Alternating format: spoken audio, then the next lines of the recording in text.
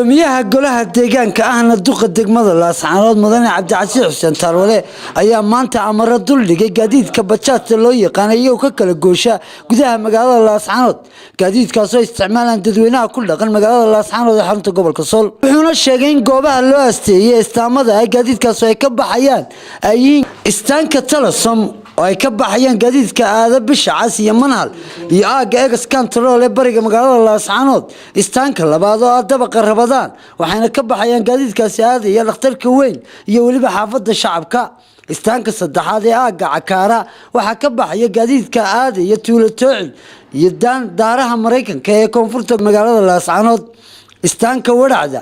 oo bartamaha magaalada Laascaanood waxa ka baxaya gaadiidka aada iyo aaga Farxas Kule iyo xaafadda Gosh ee galbeedka magaalada Laascaanood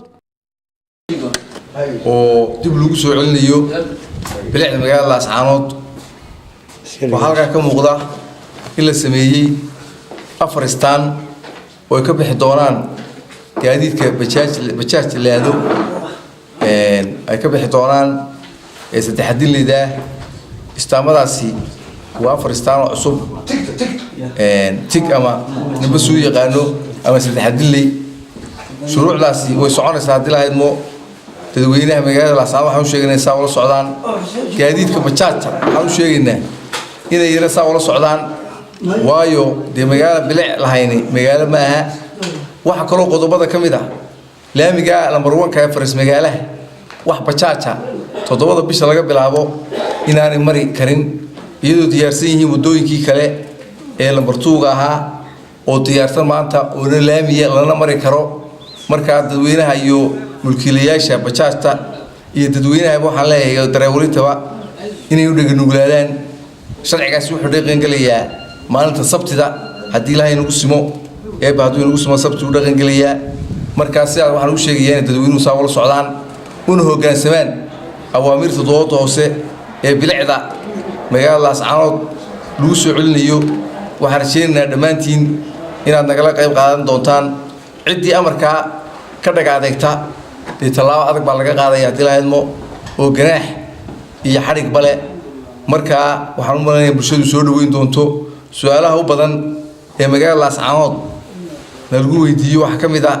waa u shaabajaasta oo magaalada xanibtay meesha doonto dhiganaysa meesha doonto iskaga rakaabsanaysa marka bulshada waxaan ugu bushaareynaa reer Laascaanood sabtida laga bilaabo in sharcigaasi dhaqan geliyo waxa kale oo kamid ah qodobada 12 habeenimo wixii ka dambeeya wax bajaaja inaan socon karin waxa kale oo amarada kamid ah qof 18 sano ka yar inaanu bahasha ka xayn karin bajaaja way dhaqan geliyaan ninkii ku farxi lahaa ninkii ka nixi lahaa waa bilicdeena magaalada marka dadweynuhu kulli 90% ama 95 way soo dhaweynayaan